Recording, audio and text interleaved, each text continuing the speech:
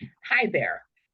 My name is Abil Beckford, and this is the latest episode of the One Problem podcast. Most of my guests, I have some prior relationship with them. Today, that's the case. Our very special guest, Leslie Nydick, the conflict strategist. I've known her for about, 3, 4 months, and I met her on LinkedIn. Over to you, Leslie. Thank you, Avil, and thank you for inviting me to join you today. So, the problem I want to share is a question that I'm frequently asked: how to provoke everyone to speak up during meetings. In other words, how to lead inclusive conversations. So, what's at the core? And that's what I want to get back to. As humans, we want to be seen, we want to be heard, we want respect. And this has to occur in meetings as well.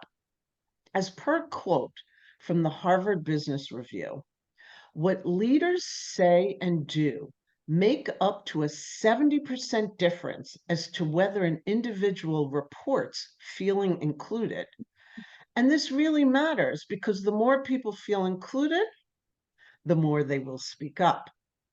So, how can we lead inclusive conversations? I want to think of this as a recipe. I'm going to talk about some of the ingredients, add some spices in, mix it all up, and then you'll have what you need to do the cooking and the implementation. So let's start with some of the ingredients. These are your communication skills. What are they? It's everything from listening to summarizing, questions, stories, perception, pausing, tone of voice, body language, and of course, much more.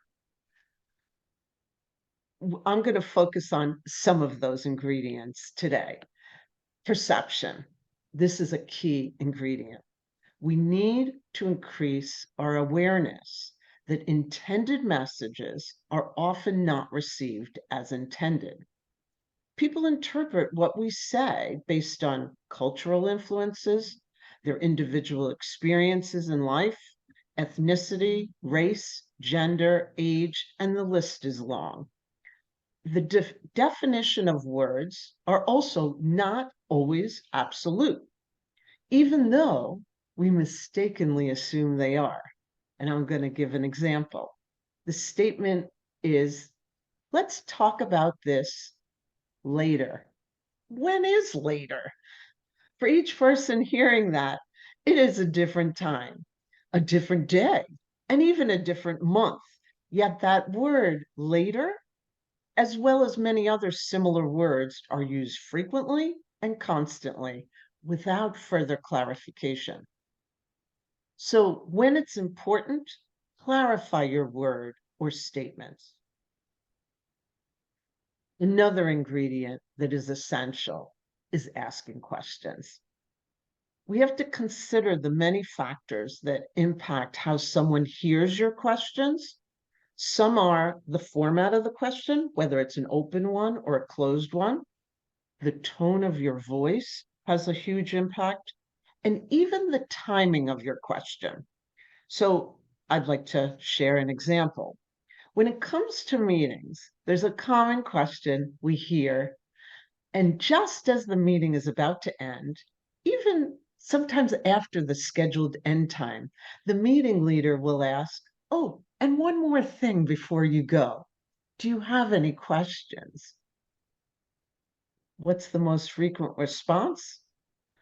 No. Since no time was set aside for the questions, it implies that none should be asked. Instead, what we have to do is ask, what are your questions? And then leave time for the responses. This tweak conveys that you know there are questions and you really want to hear them. That small change has huge impact. And another essential ingredient, which I'm sure we've all heard about, is listening. We have to listen more. We have to listen to understand.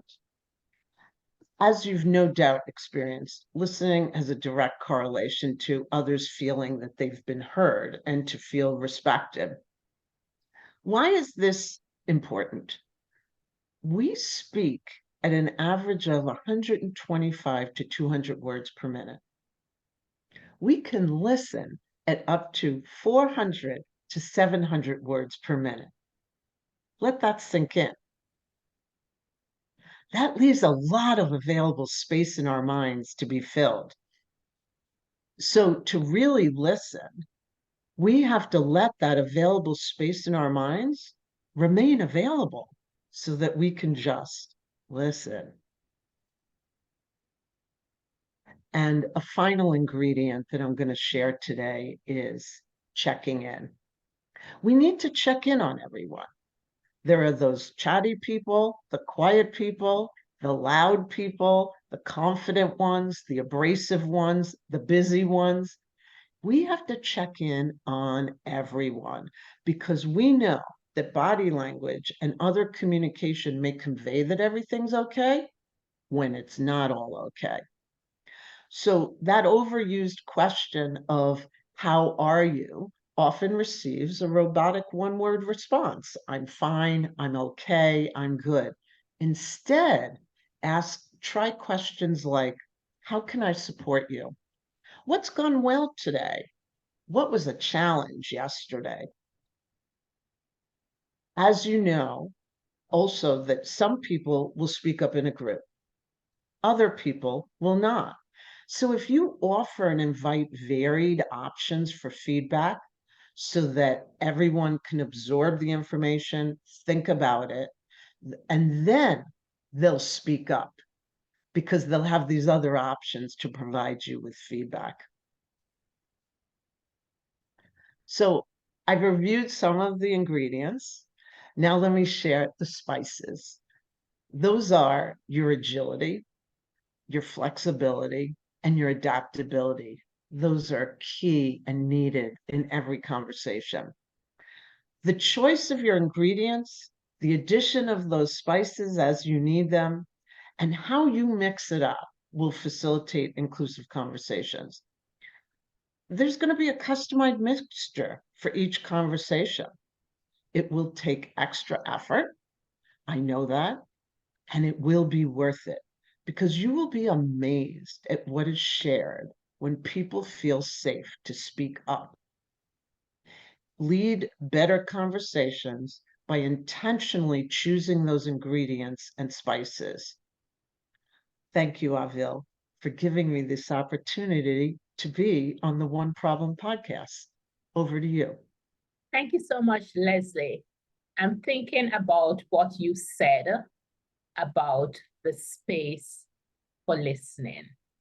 A lot of times you say something to someone and they're not practicing active listening because they're formulating in their head how they're going to respond to what you're saying. And the other thing you talked about, the body language. You know, those nonverbal cues are so important. Very much so. In that space that is in our head, we have a lot of things we can fill it with. What we're going to have for dinner, how we're going to respond, thinking about a conversation we had with someone else earlier. And we need to leave that space intentionally available to listen to the person who's in front of us. Thank you so much. Thank you.